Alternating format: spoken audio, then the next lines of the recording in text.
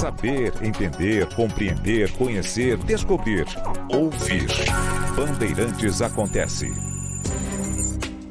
Bom, hoje o Bolsonaro falou sobre um outro assunto. Numa entrevista ele falou sobre a Petrobras. E são muitas as frentes em que a gigante petrolífera brasileira tem sido motivo de debates. Desde a história da CPI, na Câmara, se haverá ou se não haverá CPI, Comissão Parlamentar de Inquérito,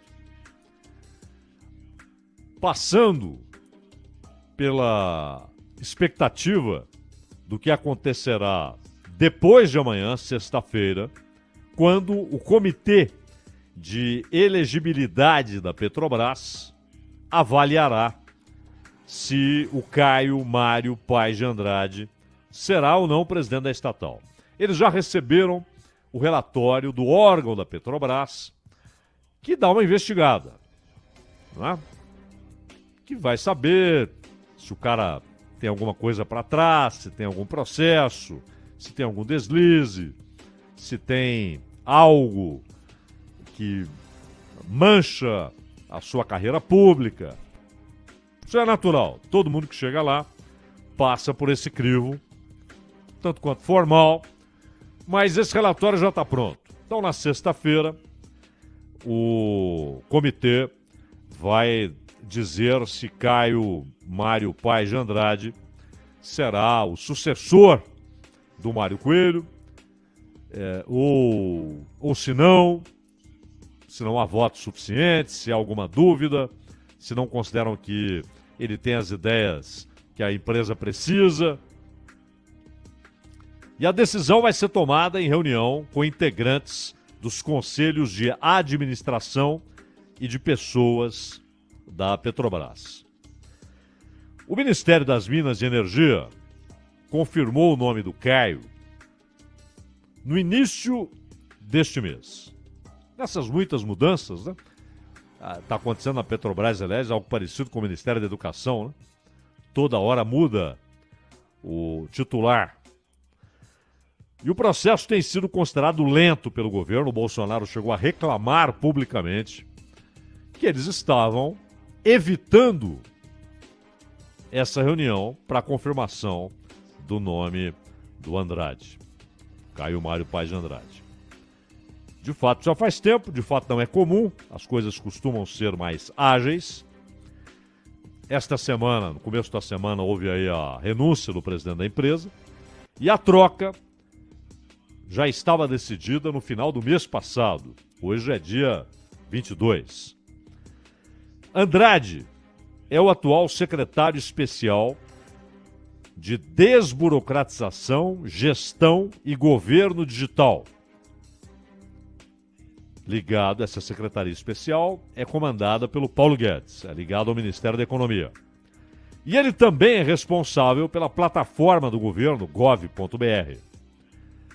Integra os conselhos de administração da Embrapa, a empresa brasileira de pesquisa agropecuária. Enfim, tem várias funções. Bom, mas como é que ele consegue trabalhar na Embrapa? Na verdade não é assim, né? Esses conselhos de administração têm reuniões esporádicas. E isso tudo é remunerado, é claro. Mas o que vai significar se disserem sim, se disserem não? Se disserem não, claro, vai ser mais um desgaste entre o governo e a Petrobras, entre o Bolsonaro e o conselho da Petrobras. É óbvio.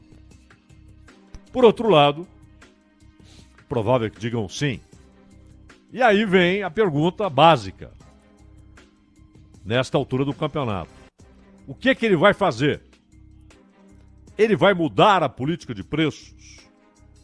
E aí entra um outro debate, que é uma medida provisória que o governo está preparando, já é conhecida, né?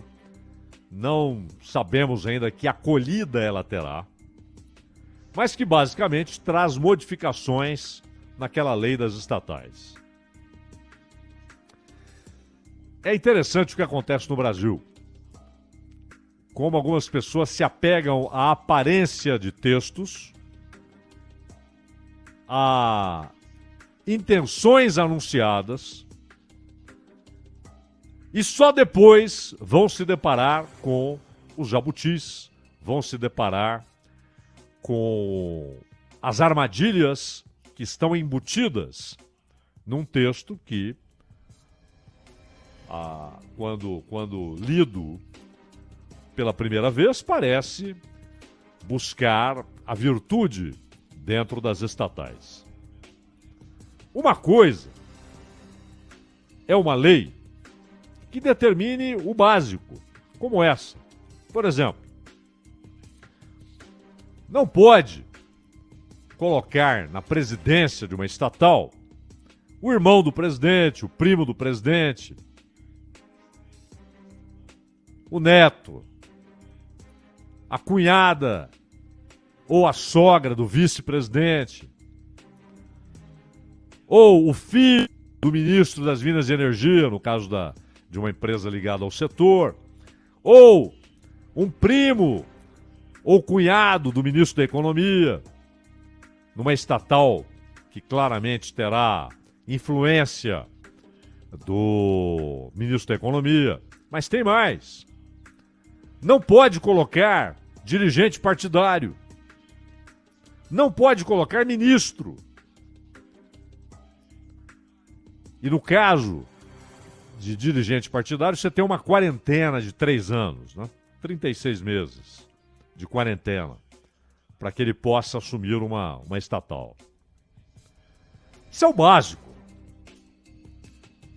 Mas quando essa lei entra no terreno da Petrobras, é muito diferente. Porque a Petrobras não é simplesmente uma estatal de controle total e absoluto pelo Estado. O Estado não controla integralmente a Petrobras. E a cada dia vamos percebendo, notando, verificando que tem um controle muito pequeno hoje sobre a Petrobras. Ora, ninguém quer que o cunhado do presidente, ou o genro do ministro, ou o filho, ou a mãe, ou a sogra, ou a filha do presidente da Câmara, do presidente do Senado, ou do presidente do partido A ou do partido B, seja presidente da Petrobras. Mas a Petrobras já tem seus filtros. Acabamos de relatar alguns aqui. Há exigências. Conhecimento na área, conhecimento comprovadíssimo. Experiência na área. Por anos e anos. Não é? Ele formou em engenharia no ano passado e está fazendo uma pós-graduação no setor de mineração, petróleo, exploração de jazidas. Não, isso não existe. Se aparecer com esse currículo, nem entra no prédio. Pode ser indicado pelo Papa, não entra. Porque não é possível. Há esse critério. Tem de atender exigências elementares. Anos e anos de experiência naquela área. Conhecimento notório. E não só notório, que pode ser um conhecimento notório, mas parco. Notório e notável. Grande. Naquela área. Não pode ter qualquer rastro de ação indevida, de mal feito, né, como diz o Ciro Gomes. Não pode. Só depois de passar por todos esses filtros, pode virar presidente da Petrobras. Então, a lei, nesse caso, é inócua. Mas o que ela traz? Aí aparece o primeiro jabuti. Logo depois, a primeira grande armadilha.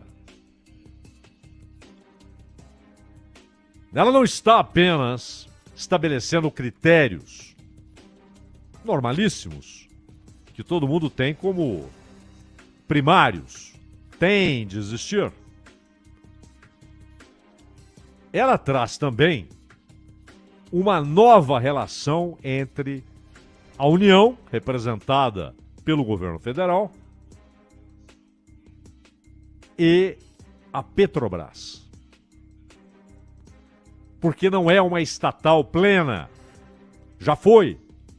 Foi construída assim, foi concebida assim, cresceu assim, viveu um bom tempo de recursos públicos. Outro dia até nosso amigo, que está sempre ouvindo o Acontece, recomendando o Acontece, que é o Nelson Valente, ele é um estudioso profundo de Jânio Quadros, né? Não só do governo, mas dos textos, dos pensamentos, das declarações. E o Jânio Quadros contava que quando chegou ao governo, encontrou a Petrobras de joelhos, precisando de 1 bilhão de cruzeiros para ajeitar as coisas. Por quê? O negócio é ruim? Era ruim no final dos anos 50? Não. Eram mal feitos. Era o uso indevido da estatal para enriquecer alguns. Era a falta de esclarecimento sobre o que era feito com o dinheiro do povo que lá era colocado. Mas a Petrobras, é óbvio, ela nasceu tendo nas mãos um negócio lucrativo, bom, necessário, de consumo obrigatório.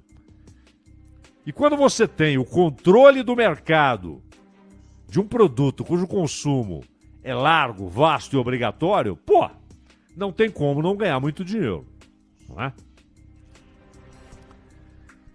Em 97, houve aquele faz de conta no governo Fernando Henrique, com apoio do Congresso, que, aliás, naquele momento era muito generoso com o governo. E, naquele momento, decidiram que o monopólio iria parcialmente para o Beleléu, para a Cucuia. Mas aquela coisa, né? No Brasil, não só as intenções anunciadas, mas também o que vai no papel, traz ali alguns segredos. A realidade depois vai demonstrando o que há naquele texto. E o quanto as intenções anunciadas publicamente foram atingidas.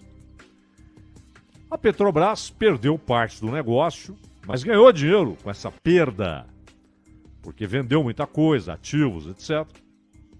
Mas ficou com o ponto crucial da cadeia de petróleo / combustíveis.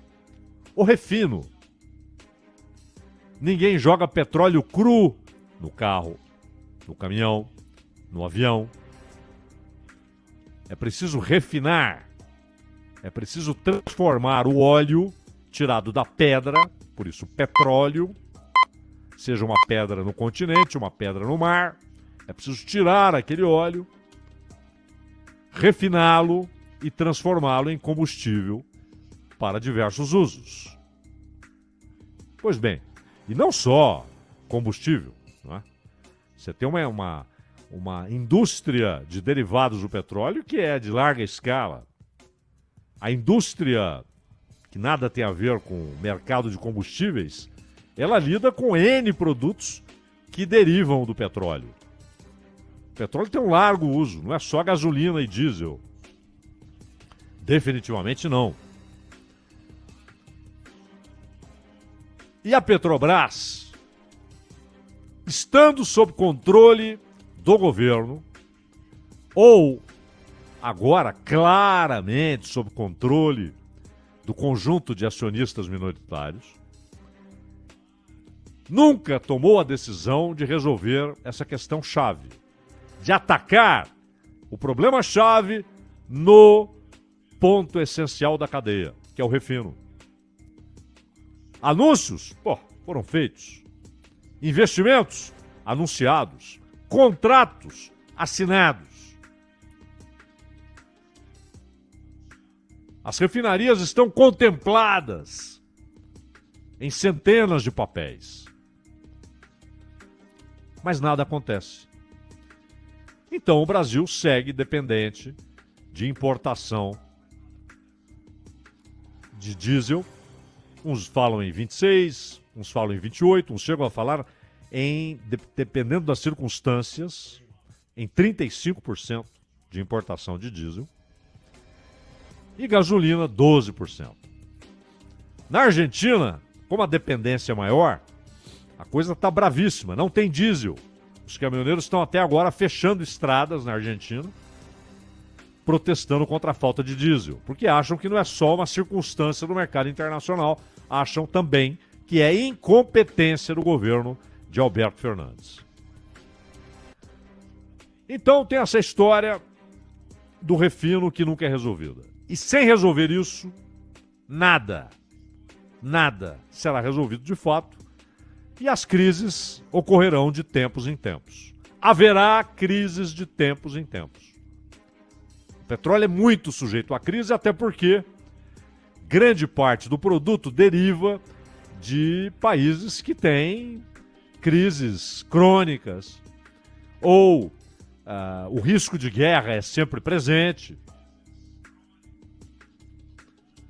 Ou então, o maior produtor de petróleo do mundo, os Estados Unidos, tornaram-se recentemente, por conta do petróleo extraído ali daquelas frestas, né, o xisto, mas é sempre da pedra, senão não seria petróleo. Mas os Estados Unidos consomem integralmente o petróleo produzido ali. Então acabam dependendo de alguma importação. O segundo maior produtor é a Rússia. Mas a Rússia também, ela tem uma política estratégica de alguns poços serem descobertos, controlados e fechados para momentos de crise. A Arábia Saudita, que é o maior exportador, também um país que tem ali ao seu redor a possibilidade de conflito. Ela está, aliás, em guerra, né? A Arábia Saudita comanda aquele consórcio que, com o apoio dos Estados Unidos, dizima o Iêmen. Então, é um produto que tem origem, majoritariamente, a Venezuela, que hoje está sem recurso, e a Venezuela tem, talvez, é discutível, esse negócio de reserva é sempre discutível, porque ninguém tem a exata certeza, a certeza plena de onde estão todas as reservas. Mas a Venezuela é apontada como o território onde há as maiores reservas. Mas não consegue, a PDVSA foi estraçalhada, começa a recuperar-se com a ajuda da China e da Rússia. Há uma recuperação da PDVSA. Mas é um produto de origem problemática. E o Brasil tem petróleo suficiente para abastecer o seu mercado. E aqui não é só mercado de carro, não é só combustível para carro, combustível para caminhão, não é só gasolina e diesel. E também não é só o gás, que é uma outra coisa. É um outro processo. Mas aí a relação com a Bolívia, que é vital para a garantia do gás natural, etc. Ao metano, são diversos. Mas também a indústria, plásticos que derivam do petróleo e que são fundamentais para a indústria, diversos outros produtos que derivam do petróleo e que têm utilização na produção industrial. Produção agrícola, fertilizantes. A Petrobras poderia ser uma extraordinária abastecedora do mercado interno, garantindo a plenitude do produto a ser consumido no mercado interno. Isso zeraria a dependência da importação.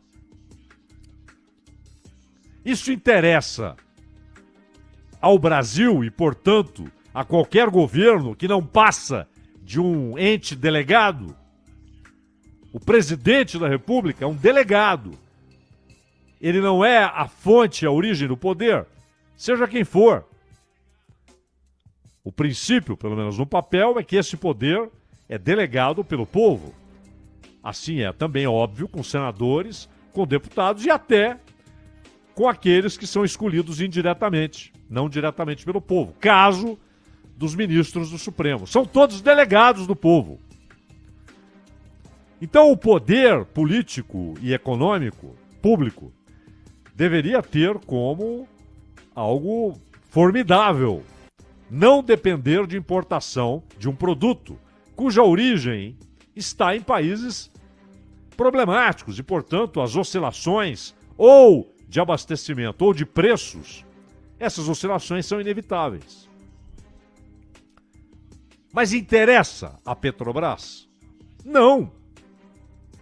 Porque ela também exporta petróleo. Ora, por que ela vai vender aqui o que ela vai vender em dólares, com o barril a 115, 120, 130? E claro, sabendo que há momentos em que ele cairá para 50, até para 30. É assim com o petróleo. Mas é um mercado vasto, interessante, rentável. Ela compra em dólares a gasolina e o diesel? Sim, mas ela vende em dólares o petróleo. A Petrobras exporta petróleo. Por que então pode faltar diesel no Brasil? Porque ela não transforma suficientemente petróleo em diesel e petróleo em gasolina. E o problema está no refino. E esse problema não é atacado seriamente, só em discursos, anúncios, promessas. E até no papel, contratos. Mas nada acontece. CPI. Perda de tempo. Mas é interessante também, por outro lado, quando dizem a CPI é um tiro no pé do governo. Parece que não é a opinião do pessoal do PT. O PT não quer a CPI. Ora, se fosse um tiro no pé do governo, ele ia querer a CPI. Isso é óbvio. É normal, esse é o jogo. E o contrário também ocorreria. Se tivesse o Lula no poder e a oposição enxergasse que uma CPI seria prejudicial ao Lula, ela apoiaria a CPI. E o PT não quer essa CPI. Mas o governo quer. Por quê? Ela não terá nenhuma consequência importante para baixar o preço dos combustíveis antes da eleição. E essa é a preocupação, a eleição. O governo corre em diversas direções, CPI, ICMS, Petrobras, mudança de comando. Ele corre em diversas direções tentando, de alguma maneira, conseguir o efeito único que lhe interessa, que é uma redução importante de preço, não qualquer redução, que seja capaz de sensibilizar quem? O eleitor, o povo, ao fim, o consumidor. Essa é a preocupação central de todos, situação e oposição. É o efeito desse troço, dessa crise, na eleição. Então a CPI é um faz de conta. Essas trocas na presidência da Petrobras não levarão a nada se não houver a clareza de que aquela lei de estatais ela é incompatível com a situação jurídica e econômica da Petrobras. Que sim, tem de haver espaço para a ação do governo na Petrobras. Ele não pode ser um mero espectador e um reclamão que xinga, que berra. Ele tem de ter o poder de agir. Se perdemos a noção do que é estratégico em relação à eletricidade, em relação a petróleo, em relação à água, se perdemos a capacidade de enxergar o que é estratégico,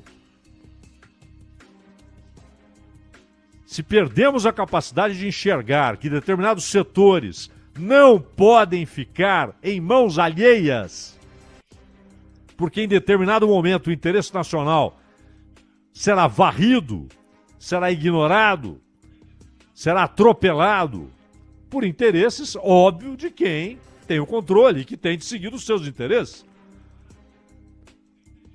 Ou seja, nem o que aconteceu em 97, aquela coisinha, né, bem...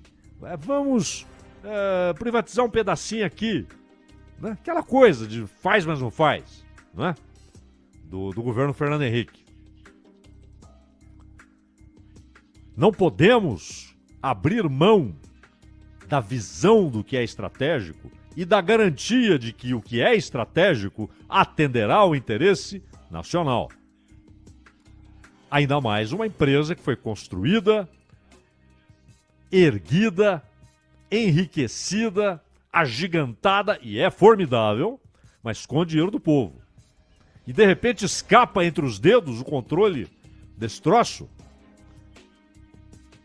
Há muita coisa em jogo. Infelizmente, esse gigantesco debate, esse problema que é formidável, de tão complexo, ele está sendo atacado com um joguinho de faz de conta. Ronald. Bandeirantes Acontece, tema de abertura sempre vira podcast, é o Entendendo a Notícia, um dos mais ouvidos. Baixe aí, entre nos principais agregadores de podcast, tá no Spotify, tá no Deezer, tá no Google, tá em todos os lugares. E, além disso, tá no site da Rádio Bandeirantes, radiobandeirantes.com.br. Lá, aliás, você tem dezenas de conteúdos, dezenas de podcasts que você pode ouvir a hora que você quiser. Ah, perdi o Acontece inteiro. Tá lá à disposição depois para você, depois que o programa acaba. Perdi o Jornal Gente de manhã, quero ouvir desde o início para saber sobre prisão do ministro, o que o pessoal falou. Tá lá à disposição para você o tempo todo. A Rádio Bandeirantes está no Dial, ao vivo e tá nas principais redes, toda disponibilizada para você, em conteúdos integrais e em fragmentos desses conteúdos também. Faltando 2 minutos para as 4 horas. Rede Bandeirantes de Rádio.